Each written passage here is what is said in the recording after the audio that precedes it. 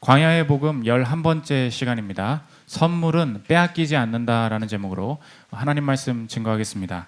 오늘 본문은 이스라엘 백성의 집단적인 반란 이후에 하나님께서 제사장 아론의 권위를 다시 세워주시는 장면입니다. 이 본문을 통해서 하나님께서는 우리의 삶에 주어진 것, 받았던 것, 지금 가지고 있는 것을 어떻게 지켜낼 수 있는가, 이 지키는 문제, 수성의 문제를 다루고 계십니다. 이 시대가 어떤 시대입니까? 우리가 지금 가진 것, 열심히 이룬 것을 다 빼앗아가는 시대입니다. 내가 가진 권위, 내가 가진 실력, 내가 가진 기회, 가만히 있으면 다 빼앗깁니다. 내 성과 가로채가고요.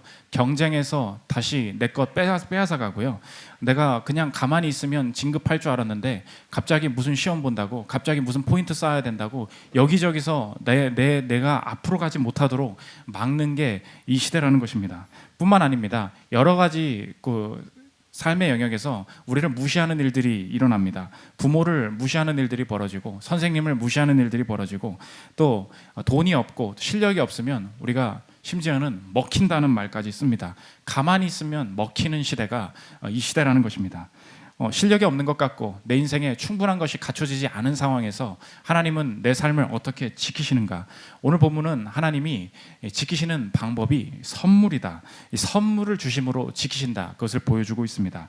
하나님이 이 제사장 직분 아론을 지키시고 다시 세워주시는 모습을 통해서 우리의 삶도 어떻게 지키시고 또 다시 세우시는지 살피는 시간 갖도록 하겠습니다. 세 가지로 나눠서 살피겠습니다. 첫째로 선물의 증거, 둘째로 선물의 활용, 셋째로 선물의 근원, 세 가지로 나눠서 살피겠습니다. 첫째로 살필 것은 선물의 증거입니다.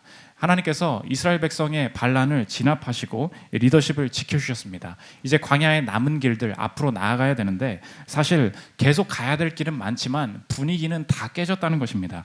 여러 가지 분위기나 상황상 리더십의 타격을 받고, 여러분이 팀장이나 리더라고 생각해 보십시오. 밑에 지금 나 죽이려고 했던 사람들이에요. 근데 걔네들 데리고 다시 가야 됩니다. 이 배신감에 다시 일할 마음도 전혀 들지 않았다는 것입니다.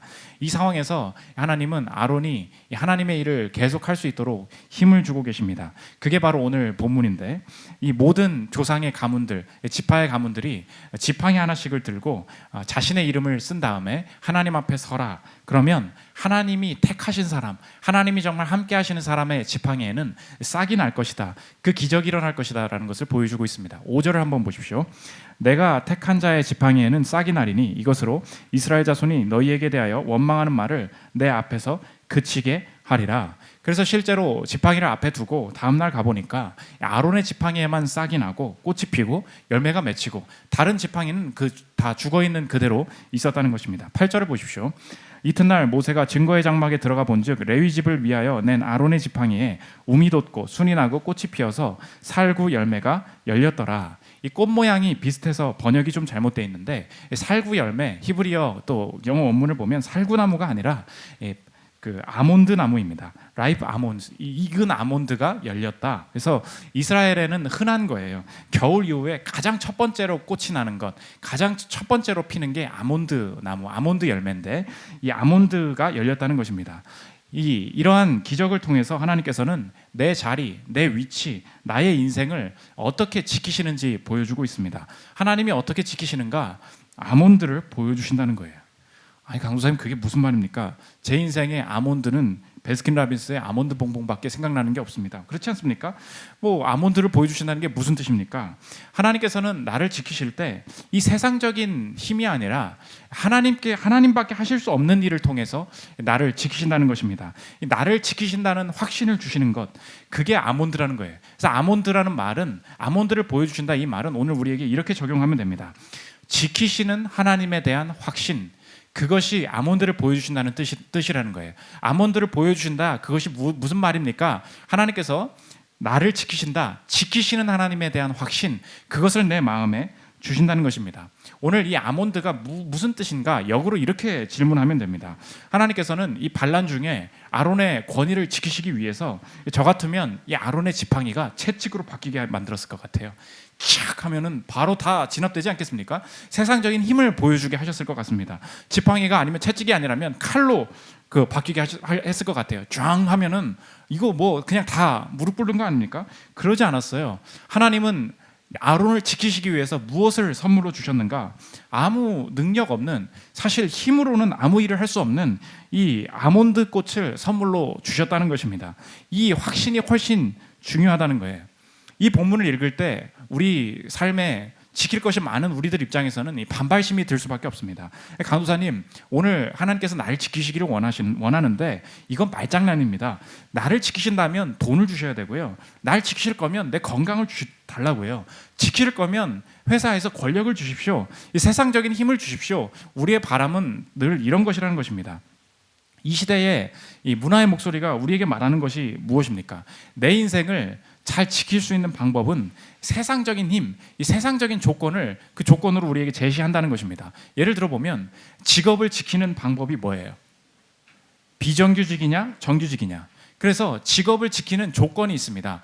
정규직이면 너의 직업이 훨씬 더 잘 지켜질 것이다. 이것이 세상에서 우리의 것을 지키는 방법입니다. 우리가 살 곳, 집을 지키는 방법이 무엇입니까? 집에 대한 조건이 있어요. 월세냐, 전세냐, 매매냐. 전세보다 매매로 갔느냐? 그러면 너의 미래가 지켜질 것이다. 그리고 회사에서 너가 어떻게 지킴받을 수 있느냐? 더 높은 직급인가? 더 나은 실력인가? 더 많은 성과를 내고 있는가? 이 조건 속에 우리의 삶이 지켜질 것이다. 이렇게 말하고 있다는 것입니다. 그런데 이 조건의 함정이 무엇입니까?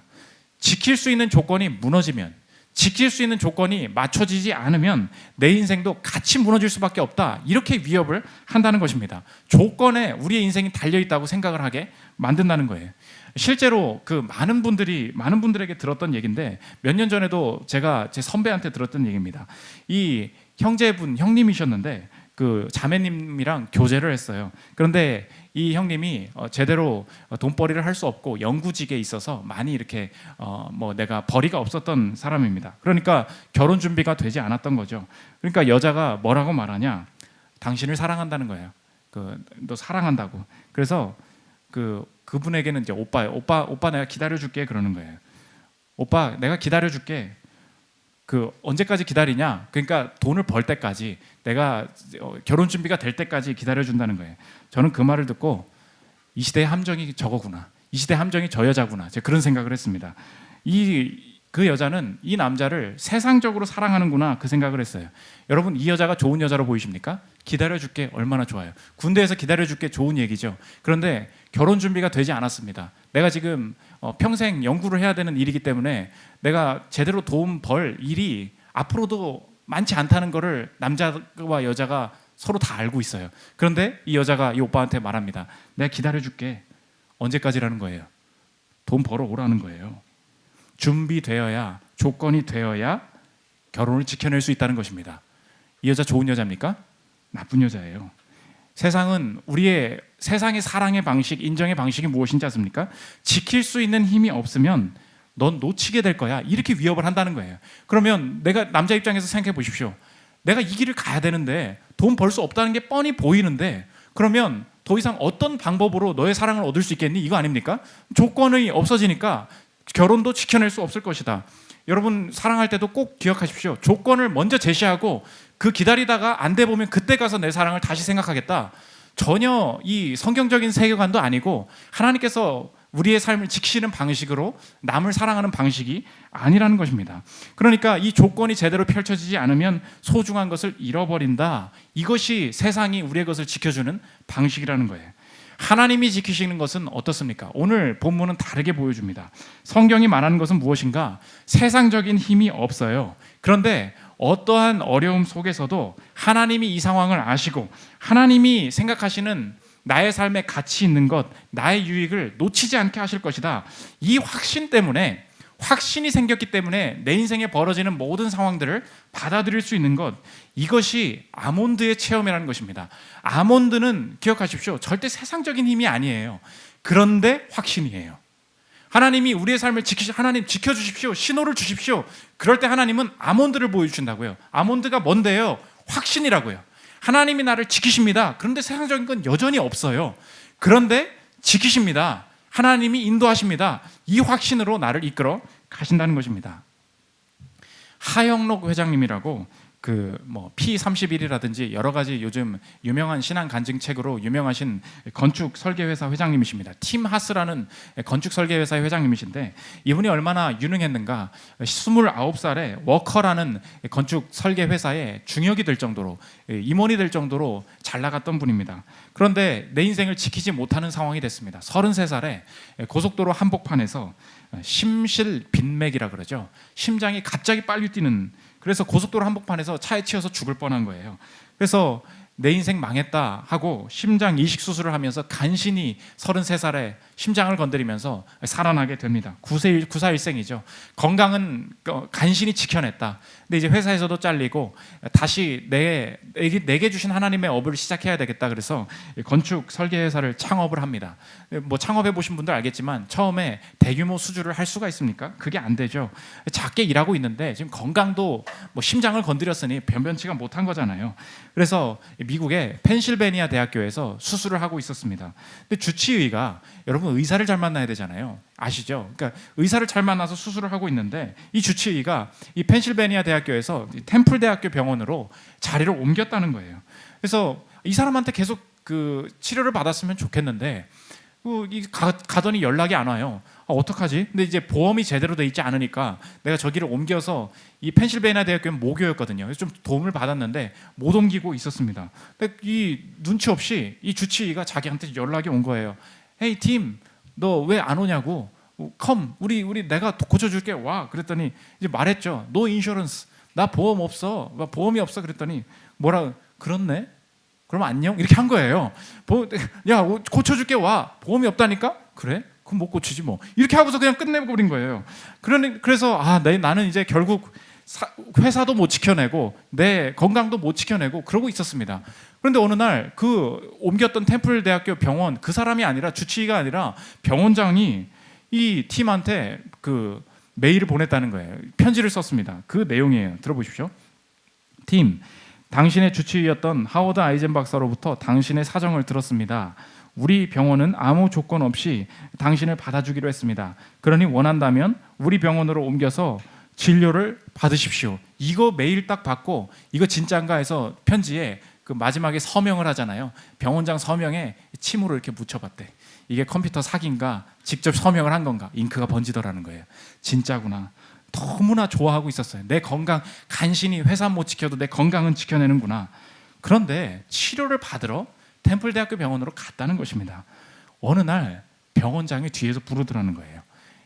그런데 이렇게 말합니다. 여기서 하나님이 날 지키시는 거구나 깨달았다는 거예요. 들어보십시오. 병원장이 물어봅니다. 지금 우리 병원에서 차 1,500대를 수용할 수 있는 주차 건물을 지어야 하는데 팀의 회사에서 설계해 줄 수 있어요? 이 말 듣고 화영루 회장님 고백이에요. 난 또 다시 내 귀를 의심했다. 일이 생긴다는 것은 수입이 생긴다는 것이고 곧 보험료를 낼 수 있다는 것이었다. 이때부터 대규모 수주를 시작을 합니다. 보십시오. 나는 내가 건강 요거 하나를 지킨다고 생각을 해요. 나는 내가 요 사업 하나를 내가 지켜내야 된다고 생각을 합니다.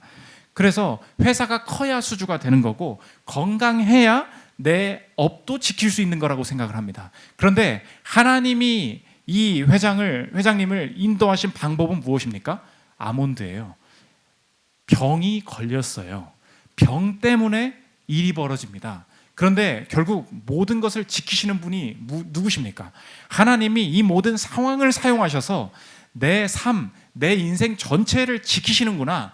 그 확신, 그것 때문에 살아남을 수 있었다는 것입니다. 그래서 하나님은 지키시는 확신, 이것을 선물로 주신다는 거예요. 그러므로 하나님께서는 우리의 삶에 선물로 우리의 것들을 다 주시는 분인데 하나님께서 여러분에게 선물을 주시지 않습니까? 그러면 오늘 제목과 같아요. 하나님이 주신 선물은 결코 빼앗기지 않는다는 것입니다. 그래서 오늘 민수기 18장에 넘어가서 하나님이 제사장 직분 아무도 못 건드릴 거야 이렇게 말씀하십니다. 18장 7절 보십시오.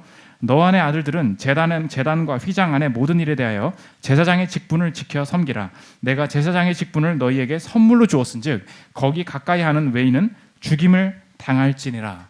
남들이 또 와보라고 하라는 거예요. 내가 너한테 선물로 준 것은 결코 남들이 빼앗을 수 있는 게 아니다. 이 선물에 대한 확신, 지키심에 대한 확신을 먼저 주신다는 거예요. 그래서 남들에게 뭐라고 하려고 하지 말고, 남들을 찍어내리려고 하지 말고, 내게 하나님이 주신 선물 그 일만 잘해, 직무만 다해. 그러면 모든 게 지켜질 거야. 이렇게 말씀하십니다. 18장 5절 보십시오. 이와 같이 너희는 성소의 직무와 제단의 직무를 다하라. 그리하면 여호와의 진노가 다시는 이스라엘 자손에게 미치지 아니하리라. 여러분의 삶 속에 내게 주신 직무, 나의 것들, 나의 커리어 지키는 방법이 무엇입니까? 오늘 내가 선물로 하나님께서 내게 주신 것임을 알고 하나님 앞에서 직무를 다하는 속에 하나님은 자연스럽게 내 권위, 내 위치, 내 사명 다 지켜진다는 거예요. 회사에서 정치를 하지 않아도 괜찮습니다. 이 가정에서 내 부모의 권위를 내 스스로 세우려고 한다고 되는 게 아니라는 거예요. 하나님 앞에서 내가 직무를 다할 때 하나님이 자연스럽게 지켜주신다는 거예요. 요즘 그 코로나 때문에 기업 사정이 어려워져서 많은 분들이 그래요. 내 진로가 불투명해졌습니다. 이런 분들이 많이 얘기합니다. 막 시험도 없어지고요. 뽑던 거 안 뽑다고 하고요. 뭐 스튜어디스 준비하는 분들은 아니 스튜어디스가 되는 게 문제가 아니고 항공사가 망하고 있는 이런 일들이 벌어질 줄 알았습니까? 그러니까 평생 준비했던 사람들이 내 진로는 끝났다는 거예요. 내 인생은 끝났다는 거예요.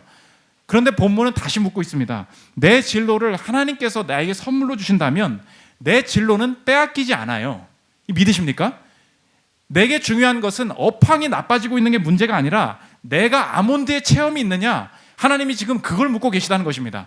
절대 코로나 때문에 내 직업이 없어지는 게 아니라는 거예요. 돈이 없어서 우리 가정이 문제래요. 돈 때문에 지금 사기당해서 우리 가정이 무너지겠대요. 절대 그렇지 않습니다. 직무를 다할 때 하나님이 내게 주신 가정이 선물이라면, 내게 주신 아내가 선물이라면 여러분의 가정은 빼앗기지 않습니다. 내 스스로 무너져 버린다는 거예요. 남자친구가 취업이 안 돼서 여자친구가 몸이 안 좋아서 우리가 결혼을 못할 것 같대요. 헛소리 하지 마십시오. 그런 일은 벌어지지 않습니다. 서로가 하나님 앞에 설 때 서로 하나님께서 이 사람을 선물로 주셨다면 소중한 것을 잃지 않는다는 거예요. 하나님이 없는 게 문제입니다. 아몬드가 없는 게 문제라는 거예요. 그래서 지키시는 하나님, 이것이 유일한 삶의 조건인 사람을 만나야 되는 거예요.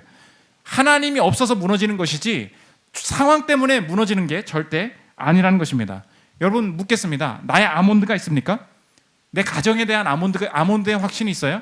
내 진로에 대한 실력은 없는데 아몬드가 있냐고요.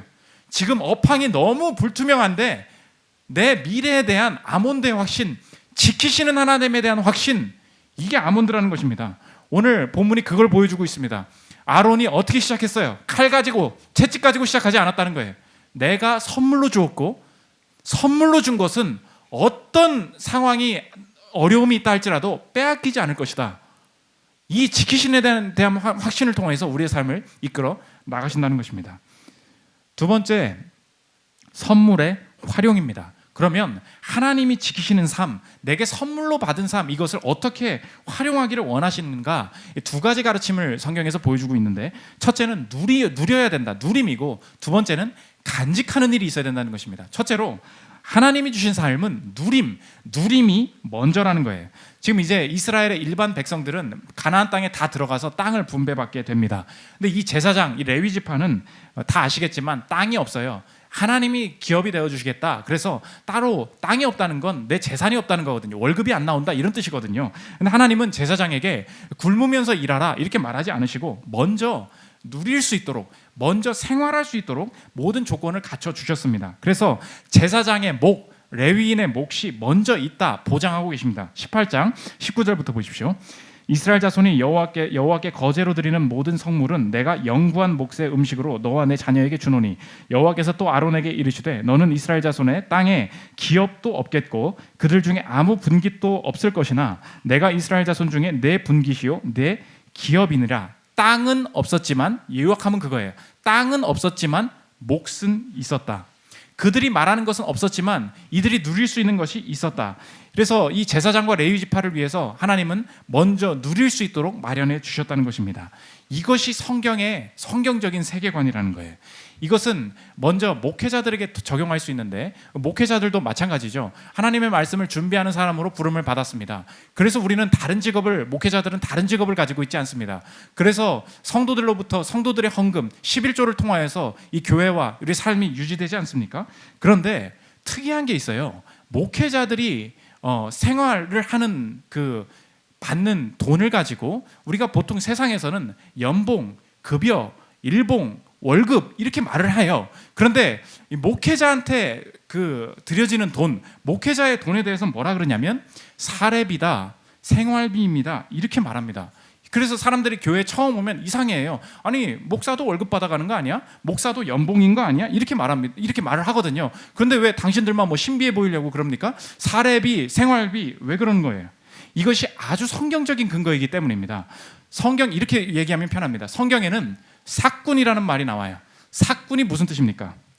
삭군이라는 말은 삭을 목적으로 하는 꾼이라는 거예요. 삭이 뭐예요? 일한 것에 대한 대가입니다. 그래서 삭군 그 말은 나는 이 일을 합니다. 왜냐하면은 삭을 받고 싶거든요. 이런 뜻이에요. 그래서 내가 삭군이다 그 말은 삭을 위해서 일하는 사람, 이것이 삭군입니다. 그래서 삭군은 내가 일을 한 것에 대해서 보상을 받는 것, 일을 먼저 하고 보상을 나중에 받는 것, 이것이 삭군이에요. 그런데 목회자는 뭐라고 말하냐? 사례비다, 생활비다 이렇게 말한다는 거예요. 왜 그렇습니까? 일한 것에 대해서 보상을 받는 게 절대 아니라는 거예요. 여러분 착각하지 마십시오. 목회자가 받는 돈은 일을 하는데 필요한 돈, 이 돈을 드릴 테니 생활하시면서 하나님의 일을 감당해 주십시오 해서 먼저 주는 거예요. 그래서 여러분 모르셨죠? 목회자의 사례비는 1일 날 줘요. 그래서 저한테 밥을 얻어먹고 싶으시면 2일 날 연락을 하시면 됩니다. 왜 그런지 아십니까? 우리가 월급 언제 받아요? 지금 월급 때죠? 내일 월급 나오지 않습니까? 20일, 25일 뭐 이랬죠. 왜 그래요? 일을 하고 다음에 돈을 주겠다는 거예요. 이게 세상의 세계관이에요. 그런데 제사장으로 부름받은 자, 목회자에게 어떻게 하냐? 먼저 생활비를 생활할 수 있도록 누릴 수 있도록 해주는 거예요. 그 다음에 그 누림 속에서 하나님의 일을 해 주십시오. 그래서 목회자한테 연봉이라고 하는 거 아니에요. 목회자한테 월급이라고 하는 거 아니에요. 사례합니다, 생활비입니다 이렇게 한다는 것입니다. 그러면 그 다음 적용이에요. 목회자뿐만이 아니라 이 신약 시대에 이 모든 믿는 자들이 제사장으로 제사장적인 삶으로 부름을 받지 않았습니까? 그러면 목사만 하나님 앞에 서는 게 아니라 우리도 다 이 세상에서 제사장으로 하나님 앞에 서는 거잖아요. 그러면 도대체 내 삶은 누린다는 게 무엇입니까? 난 누리고 싶어도 내가 일을 해야 돈을 받고요, 일을 해야 시급을 주잖아요. 그럼 도대체 이 본문을 내게 어떻게 적용을 해야겠습니까? 마찬가지라는 거예요. 내가 아무리 이 땅에서 일을 해야 보상을 받는 삶을 살고 있더라도 내 영적으로 내가 제사장적인 존재로 이 땅에서 부름을 받았다. 그러면 어떻게 내 삶을 해석해야 되느냐? 마찬가지라는 거예요. 내 삶의 어떤 상황에서든지 땅은 없지만 누릴 수 있는 몫이 있다. 언제나 이렇게 봐야 된다는 거예요. 뭐라고요? 땅은 없지만 몫은 있다. 언제나 하나님께서 하나님의 백성으로 부름받은 자들에게는 누리는 게 먼저라는 거예요. 돈이 없으십니까? 취업을 못했어요? 지금 결혼을 못한 상태입니까? 내가 월세인 상황입니까?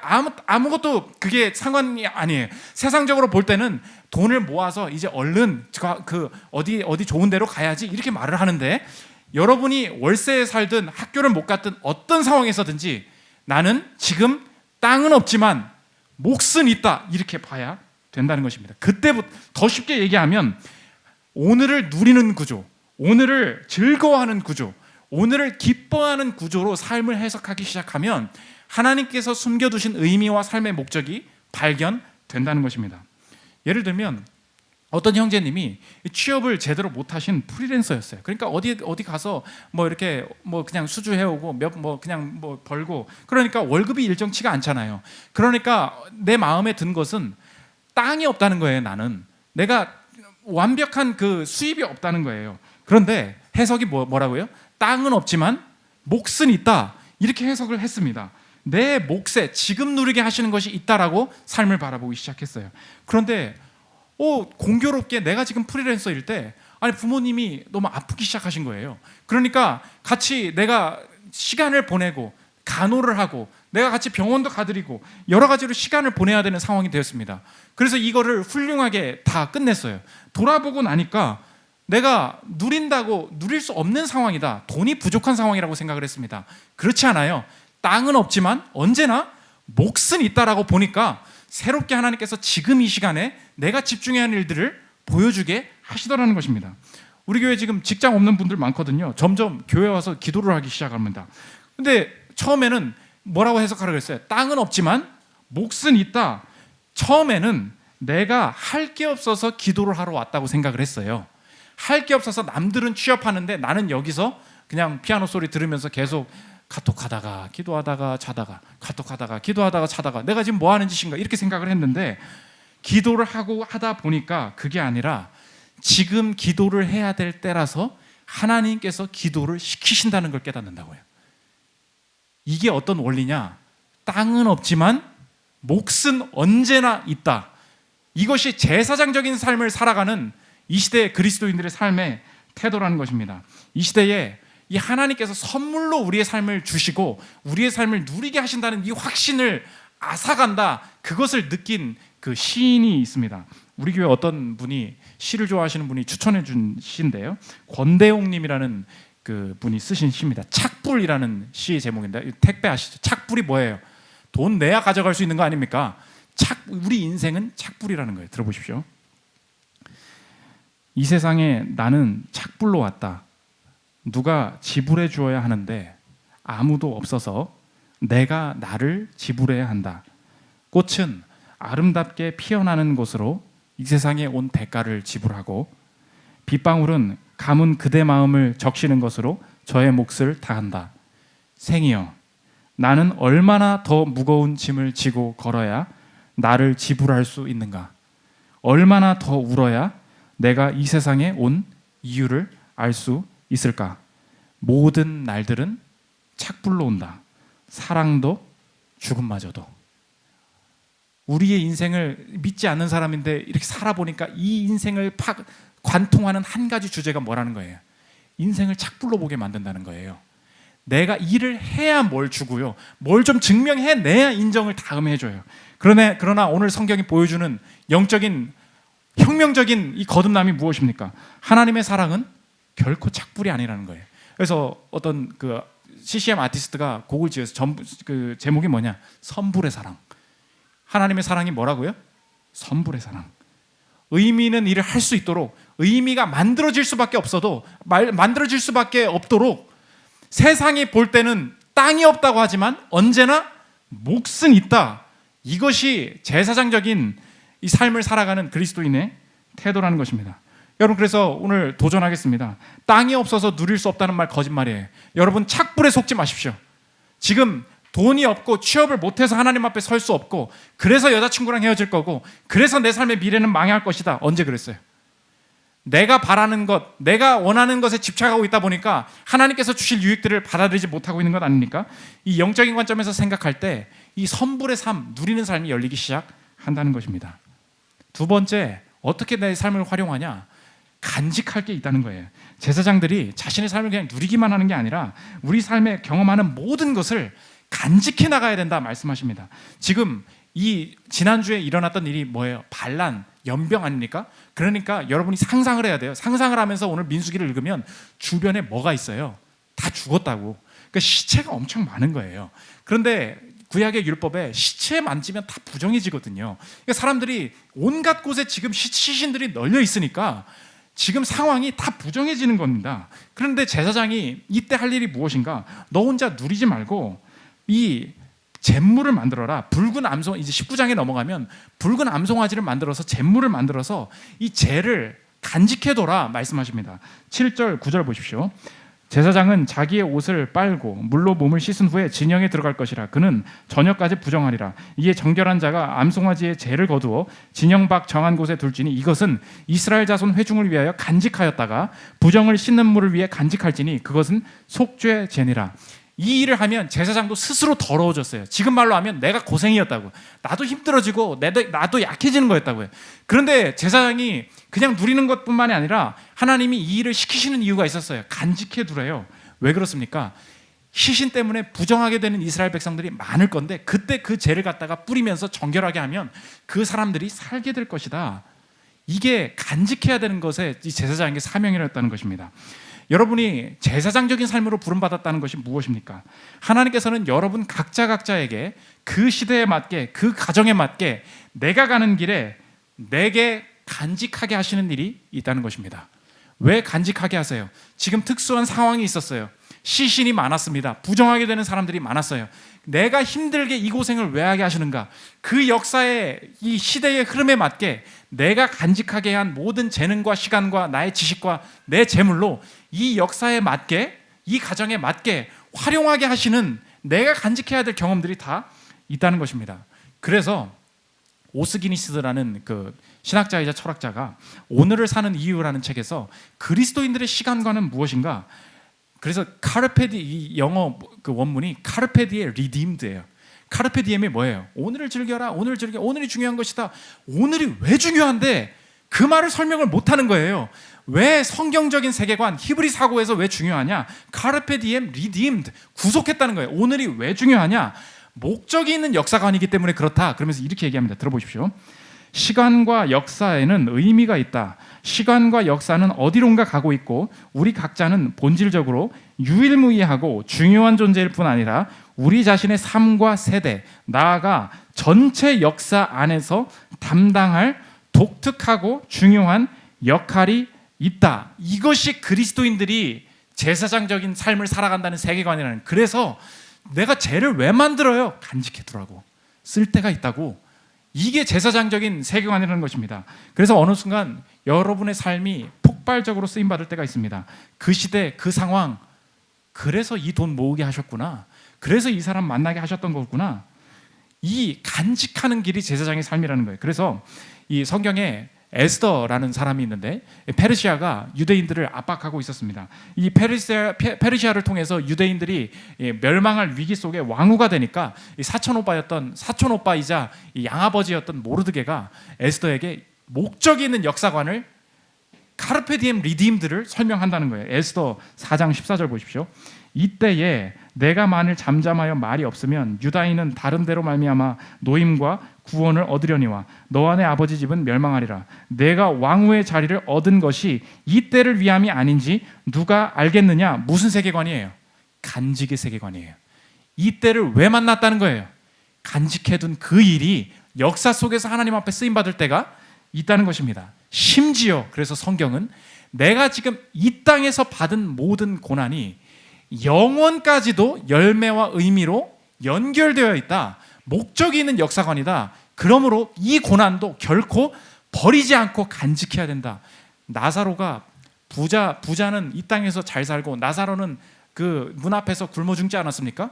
그래서 이 고난은 결국은 죽기 전에 열매를 못 보고 이 고난이 버려지는 줄 알았어요. 그런데 나사로가, 이 부자가 지옥에 가서 나사로처럼 나 물 한 방울만 떨어뜨려 주십시오 말하는데, 나사로가 왜 천국에서 잘 대접을 받아야 되냐라고 하는데 그 대답을 역사의 앞에서 이 땅에서 고난받았잖아 이렇게 얘기한다는 거예요. 누가복음 16장 25절 보십시오.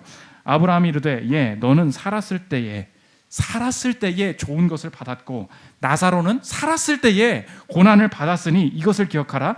이제 그는 여기서 위로를 받고 너는 괴로움을 받느니라. 나사로의 삶에 간직되고 있던 게 뭐예요? 고난이었다고. 부자의 삶에 간직되고 있었던 것이 무엇입니까? 교만과 탐욕이었다고요. 간직한 그것이 열매 맺게 될 것이다. 이것이 하나님 나라를 살아가는, 역사를 관통하는, 섭리 속을 살아가는 그리스도인들의 세계관이라는 것입니다. 이 나사로가 위로를 받았다는 말, 여러분이 원하는 것으로 바꾸어 보십시오. 의미를 받았다, 회복을 받았다, 열매를 거두었다. 하나님이 여러분의 삶에 부르셨다면 빼앗기지 않아요. 믿으십니까? 내 삶의 열매가 빼앗기지 않는다고, 영혼 안에서도 빼앗기지 않는다고요. 그러므로 지금 당하게 하시는 건, 난 이제 인생 거의 다 살았습니다, 난 인생 여기서는 끝인 것 같습니다, 그렇지 않아요. 간직한 모든 일 속에 열매 맺게 하실 그분을 신뢰합니다.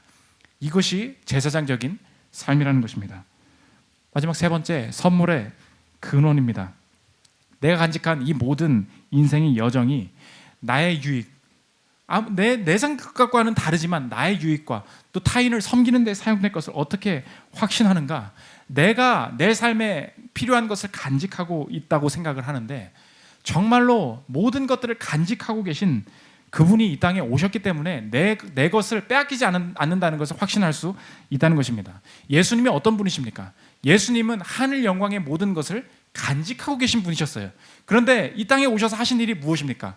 간직하고 있던 것을 다 버리셨어요. 죄를 짓지 않았음에도 불구하고 내가 가진 모든 것들을 버리셨습니다. 그런데 다 버리신 줄 알았는데 이 땅에서 간직하신 게 있어요. 간직하신 게 무엇입니까? 우리가 당해야 될 죄로 인한 고통, 핍박, 고난, 십자가의 죽음을 피하려고 하지 않으시고 간직하셨단 말이에요. 우리 대신 간직하셨기 때문에 어떤 열매가 맺었습니까? 히브리서 2장 18절에 이렇게 기록합니다. 그가 시험을 받아 고난을 당하셨은즉, 간직하셨다는 거죠. 시험 받는 자들을 능히 도우실 수 있느니라.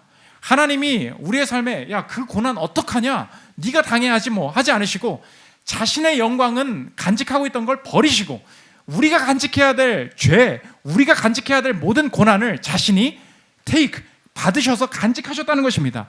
이 모든 것들을 하나님이 가져가시고 간직하신 것 때문에 우리의 삶에 벌어지는 게 뭐예요? 내 삶에 벌어지는 모든 일은 이제 다시 해석되는 거예요.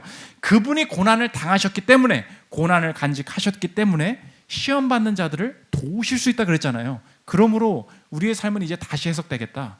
지금까지 내 삶에 하나님께서 인도하시는 삶에 내 삶에 질문이 있었다. 왜 하나님은 지켜달라 그렇게 기도하고 그렇게 내가 간구했는데 왜 내 사업을 지켜주지 않으시고 내 사랑하는 사람을 지키지 않으시고 어느 순간 보면 내 자녀가 혹은 내 인생이 방황하는 것 같이 왜 이렇게 방황하고 있다고 생각이 들었을까? 그렇게 생각을 했었어요. 그런데 곧 내가 당해야 될 죄를 간직하신 예수님의 십자가를 볼 때 내 삶은 다시 해석되겠다. 하나님께서 내 삶을 이끄시는 이 세계관은 결코 내 삶에 유익이 되는 것, 내 삶에 살리는 것을 없어지도록, 놓치도록, 잃도록 하시는 분이 아니라 간직하시는 분이시구나. 하나님은 결코 잃게 만드시는 분이 아니다. 내 삶에 덜 중요한 것, 필요 없는 것을 버리게 하시고 정말로 중요했던 것 지키게 하실 것이다. 그래서 인생을 살다 보면 깨닫게 될 때가 있어요. 하나님께 지켜주십시오, 자녀 지켜주십시오, 사업 지켜주십시오라고 기도하다가 어느 순간 고난 중에 기도하는데 기도가 바뀌어요. 하나님, 내 인생에서 하나님을 빼앗기지 않게 지켜주셨군요. 내 인생에 정말로 중요했던 것, 나는 시간만 나면 방황하고 시간만 나면 기도를 떠나고 시간만 나면 주님은 어떤 분이신지 이해를 하기도 싫은 반항과 교만 속에 살아왔는데 이 고난과 이 상실과 이 과정을 거치면서 생각해 보니 어느 날 기도의 자리에 앉았는데 기도가 싹 바뀌는 거예요. 하나님, 여전히 지키고 계셨군요. 무엇을 지키셨어요?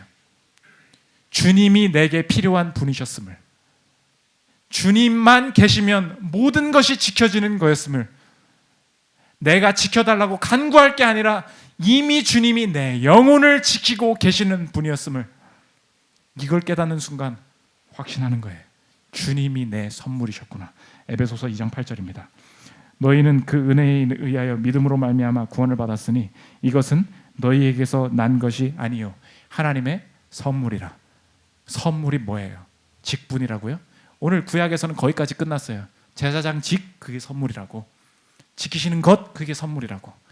신약이 다시 해석합니다. 선물이 무엇입니까? 예수 그리스도 그분이 내 선물이십니다. 평생에 저 여러분 빼앗는 삶, 지킬 수 없다고, 조건을 만족시켜야 너의 인생을 지킬 수 있다고 말하는 삶 속에서 땅은 없으나 언제나 몫은 있다. 이 지키심에 대한 확신을 가지고 아몬드의 확신, 지키시는 확신 속에 하나님이 주시는 새로운 지키시는 길을 걸어가는 저 여러분들 되시기를 기도합니다. 우리 하나님은 너를 지키시는 자 찬양하고 기도하는 시간 갖도록 하겠습니다.